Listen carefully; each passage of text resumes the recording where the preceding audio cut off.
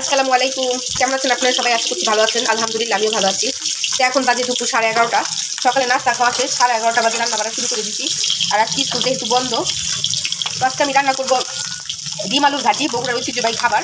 ওখানে রাইস কুকারে আমি আলু আর মশলা কষাতে দিয়ে দিচ্ছি। এখানে ডিম ভাজতেছি, ডিম দিয়ে আলু ঘাটি রান্না করবো।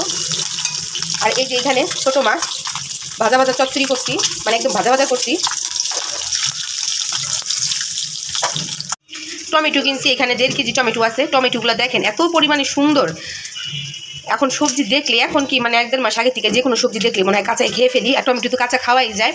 তো দেখেন টমেটোগুলো এক একটা এত সুন্দর সুন্দর টমেটো, আর প্রত্যেকটা টমেটোর মধ্যে এই যে এরকম টমেটোর এই যে বটাটা রাখা আছে। তো আমি এটা নিয়েছি সালাদ বানায় খাবো এবং ভর্তা করেও খাবো। কিছু টমেটো ফ্রোজেনও করছি, এখন অনেক ফ্রোজেন করার কি দরকার, রিজিকে যা আছে তাই ফ্রোজেন করছি। আমার কাছে টমেটোর ভর্তা, টমেটোর চাটনি এগুলো অনেক মজা লাগে। তো রোজার মাসের জন্য আর কি কিছু রাখছি, বেশি না, 1.5-2 কেজি রাখছি আর কি। তো এইগুলোও কিছু রাখবো আর ভর্তা বানাবো। আর এই যে এখানে রাইস কুকারের ডিম আলু ঘাটির যে আলু ঘাটিটা মশলা সহ কষাইতে দিয়ে দিছি।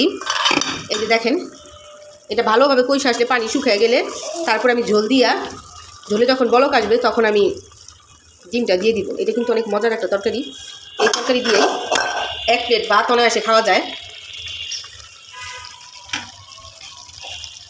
রান্না বাড়া করবো না কি করবো, যে দেখেন রান্না করতে গেছি। এই যে আমার দেখেন এখানে কে, ইয়াফি, দেখেন ওর হাসি দেখেন। আমি যেইখানে যাই আমার অনেক জ্বালায় খায় মানে বুঝেন, জ্বালায় খায় মানে মানসিক টেনশন। কেন করো তুমি এইটা? কেন করো বলো, কেন করো? দেখেন হাঁটা শিখছে, এখন আর এক ঘরে থাকে না, এই সাইড থেকে ওই সাইড, ওই সাইড থেকে এই সাইড দৌড়ায় বেড়ায়। তো মশলাটা কষা গেলে আমি পানি দিয়ে দিব। পানি কিন্তু প্রায় শুকায় আসতেছে। এখন এই যে আমার ভাগ্নি অ্যাসাইনমেন্ট করে নিয়ে আসছে বিজ্ঞানের, সায়েন্সের বিজ্ঞান, গাছ সম্পর্কে, তাই না? গাছ সম্পর্কে, বেঁচে থাকার জন্য গাছ আমাদের কত প্রয়োজন এবং গাছ বেঁচে থাকার জন্য পানি গাছের দরকার কিনা সেই সম্পর্কে। তো খুব সুন্দর হয়েছে, ও আমাকে দেখাইতে নিয়ে আসছে, তাই আপনাদেরকে একটু দেখাই দিলাম। তো ইয়ালিফ এখন আরবি পড়তে যাবে, এখন 2টা বাজে যেতেছে। তো আরবি পড়তে যাবে, ভালোভাবে পড়ো, দুষ্টামি করো না, ঠিক আছে?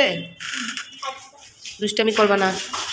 শোনো, কেউ কিছু দিলে খাবা না, বাইরে ডাক দিলে যাবা না, ছুটি হয়ে গেলে তাড়াতাড়ি আইসা পড়বা। Bye bye. তা ছুটি হইলে আইসা পড়বা, কেউ কিছু দিলে খাবা না।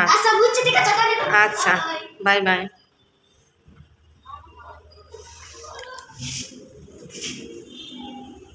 তো ইয়ালিফ পড়তে চলে গেল আর ইয়াফি ঘুমায় গেছে।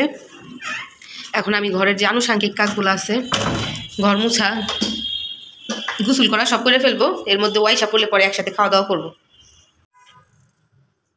তো এই যে আমার আলু ঘাটির তরকারিটা হয়ে গেছে, রাইস কুকারে রান্না করছি।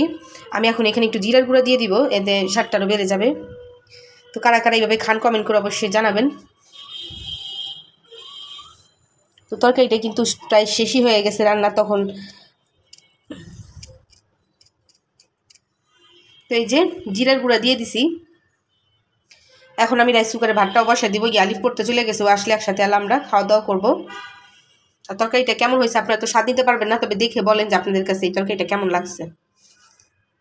তো এই যে ইয়ালিফ ভাত খাইতেছে ডিমের ঘাটি দিয়ে, আর এই যে সাথে একটু আচার নিছে। ও যে কোনো খাবারে ওর আচার লাগবে, আচার ছাড়া ওর চলেই না। কেমন হয়েছে বাবা? ভালো হয়েছে? তোমার কাছে মজা লাগতেছে? দেখছেন, একটু করে ভাত খাই, একটু করে আচার খায়, কি খাওয়া শিখতে হয়। আমি কিন্তু এরকমভাবে খাই না আচার, ওর বাবাও পছন্দ করে না, আমিও পছন্দ করি না। মানে খাই হঠাতে, কিন্তু ও প্রত্যেকটা খাবারের সাথে ওর আচার লাগবেই।